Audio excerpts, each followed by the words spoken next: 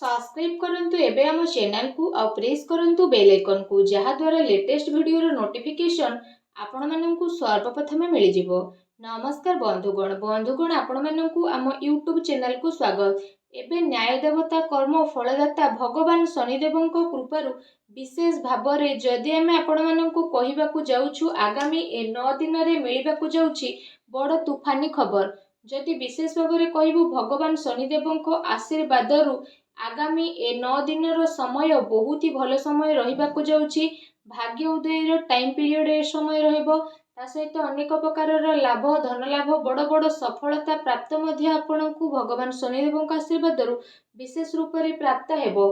आगामी 9 दिन रे जदि आमे आपनकु कहिबु तो कौन से खुशी खबर रही ए समय अवधि रे से विषय रे जानिबा कौन तूफानी खबर मिलिबो ए 9 दिन रे स्थिति आपणकर किपरि रहिबो ए वीडियो रे हम आपनकु कहिबु।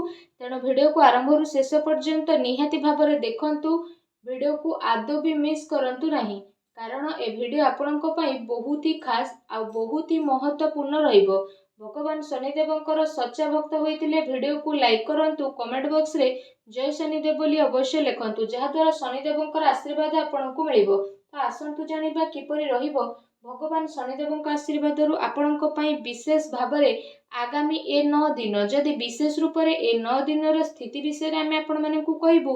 तो फ्रेंड्स ए समय रे कोनोसी समारोह किंबा धार्मिक आयोजन रे शामिल हेबा पई आपणकु आमंत्रण प्राप्त हेबो।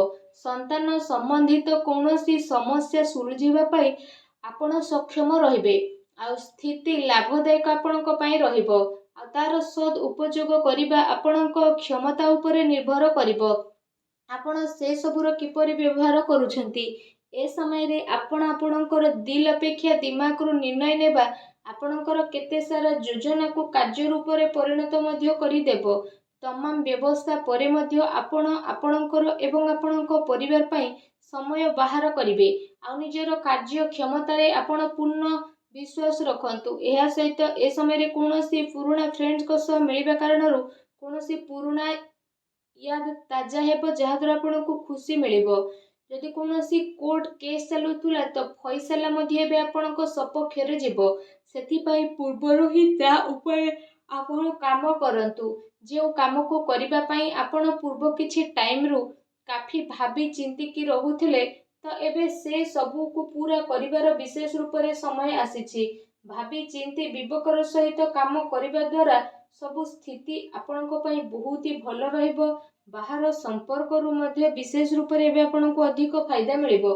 ए समय रे जदि आपण कोनोसी महत्वपूर्ण कार्य रे पैसा लगेबा पई चाहुछंती तो परिस्थिति आपणकर अनुकूल रहिबो। एहा उपरे आपण गंभीरतार सह ध्यान नियंतु।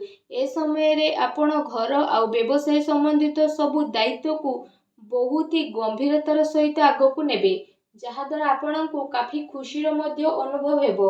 एहा सहित जदि कहिबा ए समय रे अन्यर कथा रे आसीबा अपेक्षा आपण निजर निर्णय को ही सर्वोपरि रखंतु। अन्यथा कोनोसी प्रकारर नुकसान मध्य आपणकर होई पारे। कोनोसी पड़ोसीଙ୍କ सहित छोट कथा को नेकी मामला आपणकर विशेष भाबरे विकोफेर जाई पारे। सेति पई निज क्रोध उपरे नियंत्रण रखंतु।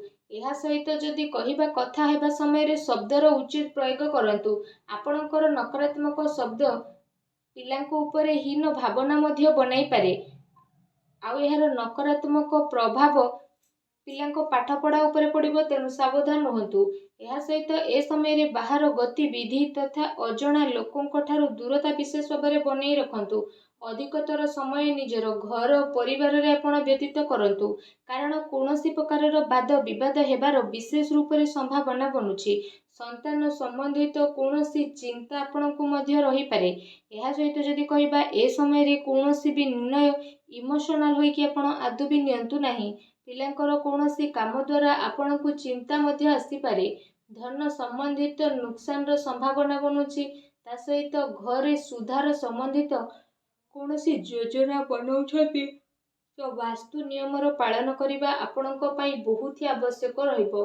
कोनोसी संपर्कियों द्वारा विशेष भाबरे घरे मन मुकाबर स्थिति मध्य आपणक पई बनिबो आ एहार प्रभाव आपणक घर परिवार उपरे मध्य पड़िबो। କିନ୍ତୁ ଘରର ବରିଷ୍ଠ ବ୍ୟକ୍ତିଙ୍କର ପରାମର୍ଶରେ ହସ୍ତକ୍ଷେପ କରିବା ଦ୍ୱାରା ସମସ୍ୟା ସବୁ ସୁଧୁରିବ। କଟୁ ବାଣୀର ଆପଣ ପ୍ରୟୋଗ କରିବା ଠାରୁ ଦୂରେଇ ରୁହନ୍ତୁ। ଏ ସମୟରେ ଅଚାନକ କୌଣସି ନକାରାତ୍ମକ କଥା ମଧ୍ୟ ହୋଇପାରେ, ଯେଉଁ କାରଣ ପାଇଁ ଧନ ହାନିର ସମ୍ଭାବନା ରହିଛି। ଆର୍ଥିକ ସ୍ଥିତି ମଧ୍ୟ ଆପଣଙ୍କର ବିଗିଡ଼ିବ। ଆପଣ ଆପଣଙ୍କର କ୍ରୋଧ ଆଉ ଉତ୍ତେଜନା ଉପରେ କାବୁ ନେଇକି ରଖନ୍ତୁ ତଥା ଧୈର୍ଯ୍ୟ ଆଉ ସଂଯମତାର ସହ କାମ କରନ୍ତୁ। ଏହା ଆପଣଙ୍କ ପାଇଁ ବହୁତ ଭଲ ରହିବ। ଯଦି ଲଭ୍ ଲାଇଫ୍ ନଜର ବିଷୟରେ ଆମେ ଆଲୋଚନା କରିବା ତ ବିଶେଷ ରୂପରେ ଏ ସମୟରେ ବ୍ୟସ୍ତତା କାରଣରୁ ପରିବାରରେ ଆପଣ ଆପଣଙ୍କ ଟାଇମ୍ ଦେଇପାରିବେ ନାହିଁ, କିନ୍ତୁ ପରିବାରର ଲୋକ ଆପଣଙ୍କ ସ୍ଥିତିକୁ ବୁଝିବେ ଆଉ ସହଯୋଗ ମଧ୍ୟ ପ୍ରଦାନ କରିବେ। ଘରର କୌଣସି କଥାକୁ ନେଇ ପତି ପତ୍ନୀଙ୍କ ଭିତରେ କୌଣସି ଛୋଟ ଲଢ଼େଇ ଝଗଡ଼ା ହୋଇପାରେ, କିନ୍ତୁ ତାର ନକାରାତ୍ମକ ପ୍ରଭାବ ଘରର ବାତାବରଣ ଉପରେ ପଡ଼ିବ ନାହିଁ। ବ୍ୟସ୍ତତା ପରେ ମଧ୍ୟ କିଛି ଟାଇମ୍ ଆପଣ ଆପଣଙ୍କର ଘର ପରିବାର ପାଇଁ ଅବଶ୍ୟ ବାହାର କରିବେ। ସମସ୍ତଙ୍କ ସହ ମନୋରଞ୍ଜନ ସମ୍ବନ୍ଧିତ ଯୋଜନା ମଧ୍ୟ ବନାନ୍ତୁ। ଏ ସମୟରେ ବଡ଼ ବୃଦ୍ଧଙ୍କ ପ୍ରତି ସେବା ଭାବ ଏବଂ ଦେଖଭାଲ ଆପଣଙ୍କର ପାରିବାରିକ ଜୀବନରେ ସୌଭାଗ୍ୟ ନେଇକି ଆସିବ। ପ୍ରେମ ପ୍ରସଙ୍ଗରେ ପ୍ରଗାଢ଼ତା ମଧ୍ୟ ଆସିବ। ଯଦି କଥା ଆପଣଙ୍କ ବ୍ୟବସାୟ କ୍ୟାରିୟର ବିଷୟରେ କହିବା ତ ବ୍ୟବସାୟ କ୍ୟାରିୟରରେ ସବୁ ନିର୍ଣ୍ଣୟ ଆପଣ ସ୍ୱୟଂ ନିଅନ୍ତୁ। କାହାର ହସ୍ତକ୍ଷେପ ଆପଣ ଆଦୌ ବି ନିଅନ୍ତୁ ନାହିଁ। ଚାକିରି ପେଶା ବ୍ୟକ୍ତିଙ୍କୁ ନିଜର ଟାର୍ଗେଟ ପୂରା ହେବା ଦ୍ୱାରା କିଛି ଉଚ୍ଚ ଅଧିକାରୀଙ୍କର ପ୍ରୋତ୍ସାହନ ମଧ୍ୟ ପ୍ରାପ୍ତ ହେବ, ଯାହାଦ୍ୱାରା ବିଶେଷ ଭାବରେ ଆପଣଙ୍କୁ କାଫି ଖୁସି ଅନୁଭବ ମଧ୍ୟ ହେବ। ତା ସହିତ ଏ ସମୟରେ ସେୟାର ତଥା ସଟ୍ଟା ଭଳି କାର୍ଯ୍ୟରେ ବିଶେଷ ଭାବରେ ଆପଣଙ୍କୁ ଲାଭ ମିଳିବ ଆଉ ସାବଧାନର ସହ ଆପଣ କାମ ମଧ୍ୟ କରିବେ। ଅଟକି ଥିବା ପଇସା ମାମଲାରେ ମଧ୍ୟ କାହା ଉପରେ ଭରସା ବା ବିଶ୍ୱାସ କରିବା ଆପଣଙ୍କ ପାଇଁ ଠିକ୍ ହେବ ନାହିଁ। ଧ୍ୟାନ ରଖନ୍ତୁ, କୌଣସି ବ୍ୟବସାୟିକ ସୂଚନା ଏ ସମୟରେ ଆପଣଙ୍କର ଲିକ୍ ହୋଇପାରେ, ତେଣୁ ସାବଧାନ ରୁହନ୍ତୁ। ଏହା ସହିତ ବର୍ତ୍ତମାନ ସମୟରେ ଚାଲୁଥିବା ବ୍ୟବସାୟିକ କାର୍ଯ୍ୟ ସହିତ କିଛି ନୂଆ କାର୍ଯ୍ୟ ଉପରେ ଆପଣ ଆପଣଙ୍କର ଧ୍ୟାନ କେନ୍ଦ୍ରିତ କରନ୍ତୁ, କାରଣ ଏ ସମୟର ପରିସ୍ଥିତି ଆପଣଙ୍କ ସପକ୍ଷରେ ରହିବ ଆଉ ଏହାର ଆପଣ ଅବଶ୍ୟ ଲାଭ ଉଠାନ୍ତୁ। ବ୍ୟବସାୟିକ କାର୍ଯ୍ୟ କ୍ଷମତାରେ ବୃଦ୍ଧି ହେବ। ତା ସହିତ ବିଶେଷ ଭାବରେ ପ୍ରତିଟି ସ୍ଥିତିରେ ବହୁତ ଭଲ ଲାଭଦାୟକ ସ୍ଥିତି ବନିବ। ସମୟର ଆପଣ ଭରପୁର ଫାଇଦା ଉଠାନ୍ତୁ।